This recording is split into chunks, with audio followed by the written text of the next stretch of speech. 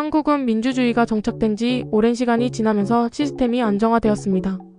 하지만 어느 순간 독단적이고 권위적인 리더가 등장해 극단적인 상황을 초래할 수 있다는 우려가 제기되기도 합니다. 왜 이런 현상이 발생했을까요?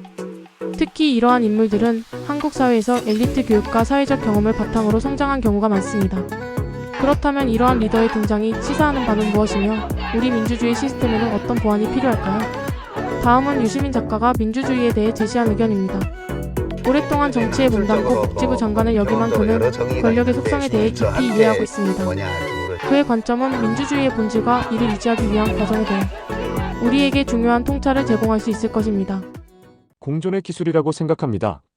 그러니까 세상에는 우리가 이제 사회성 동물이라 집단을 이루고 살아갈 수밖에 없는데요. 그러니까 국가를 이루고 살아가죠. 근데 국가 안에 같이 사는데 정말 같이 살고 싶지 않은 사람들이 많아요. 우리 홍 시장님 정도는 제가 어느 정도 이렇게 잘 지낼 수 있는데 정말 더 이렇게 간 분들은 정말 한 하늘 아래에 살기 싫어요.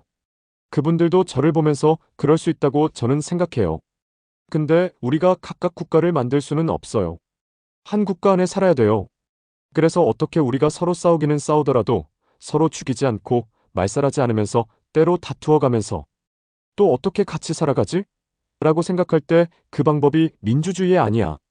그러니까 야, 우리 생각해보고 너네가 숫자가 좀 더 많으니까 그래, 뭐 그 하고 싶은 대로 해. 몇 년 동안 그렇게 해서 인정해주고 그 다음에 또 야, 너네 잘못됐다 하면서 그 다음에 또 우리 하고 싶은 대로 좀 해보고 이렇게 하면서 서로 총칼 들고 죽이고 이렇게 하지 않고 그냥 경쟁하면서 공존하는 이 기술이 바로 민주주의 아닐까. 지금 한국은 정치 경제적으로 어려운 시기입니다. 윤석열 대통령에 대한 평가나 특정 정치적 성향에 대한 해석은 각자의 정치적 관점에 따라 다를 수 있습니다. 그럼에도 불구하고 왜 특정한 권위주의적 경향을 가진 정치인이 등장하거나 그에 대한 우려가 발생하는지에 대해 일반적인 이유를 생각해보고자 합니다. 1. 정치적 양극화.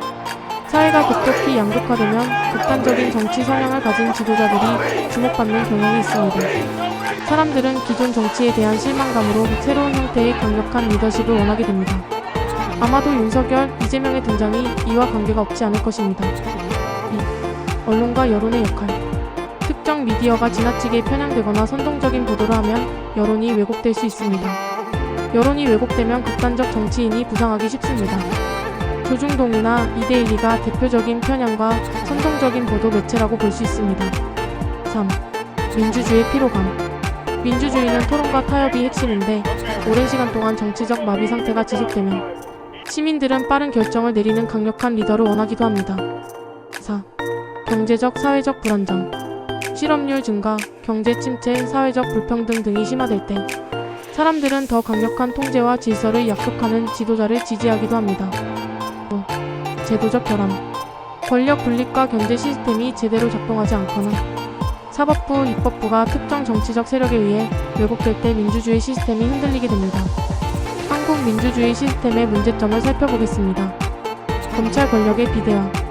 한국은 검찰이 막강한 권한을 가지고 있으며 그로 인해 정치적 갈등이 증폭될 여지가 있습니다.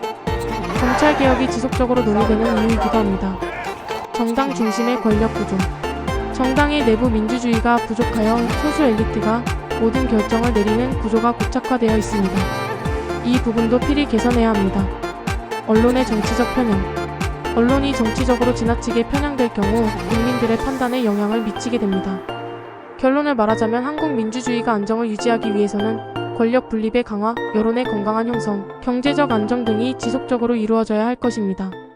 마지막으로 민주주의가 무엇인지 알아보겠습니다. 민주주의는 이념이 아닌 실체입니다. 민주주의는 국민이 주권을 가지고 그 주권을 스스로 행사하는 정치 체제입니다.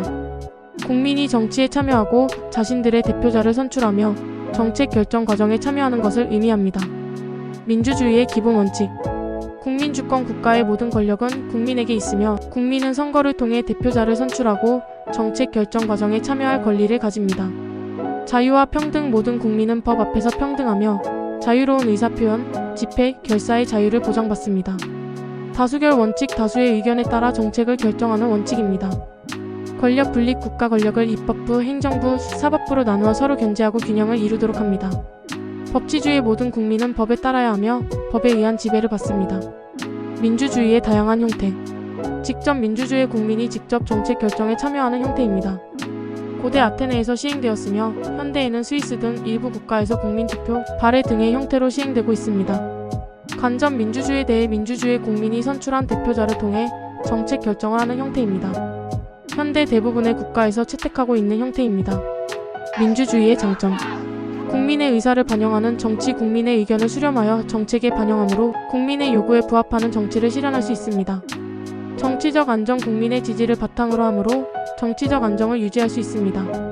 인권 존중, 국민의 자유와 권리를 보장하므로 인권 존중 사회를 실현할 수 있습니다. 민주주의의 과제. 여론 정치의 문제점. 여론에 따라 정책이 결정되는 경우 포퓰리즘이나 인기영합주의로 흐를 수 있습니다. 정치적 무관심, 국민의 정치 참여가 저조할 경우 민주주의의 의미가 퇴색될 수 있습니다. 소외계층의 문제. 사회적 소외계층의 의견이 제대로 반영되지 않을 수 있습니다. 민주주의는 끊임없이 발전하고 개선해야 할 과제를 안고 있습니다. 국민의 적극적인 참여와 관심이 민주주의 발전을 위한 필수적인 요소입니다. 마지막으로 결론을 내리겠습니다. 썸네일에 김대중, 노무현 대통령을 내세웠고 윤석열 대통령의 사진을 표지로 삼았습니다. 이들은 한국 민주주의 역사의 각기 다른 방식으로 중요한 상징적 인물들입니다. 민주주의란 시민들의 피와 땀을 먹고 자라는 나무와 같습니다. 그 나무가 얼마나 높이, 얼마나 굳건히 자라날지는 결국 우리 시민의 의식과 참여에 달려 있습니다. 결국 민주주의는 우리의 수준만큼 성장합니다. 이제는 그 나무가 더 깊이 뿌리 내리고 더 많은 열매를 맺을 수 있도록 함께 고민하고 행동할 때입니다.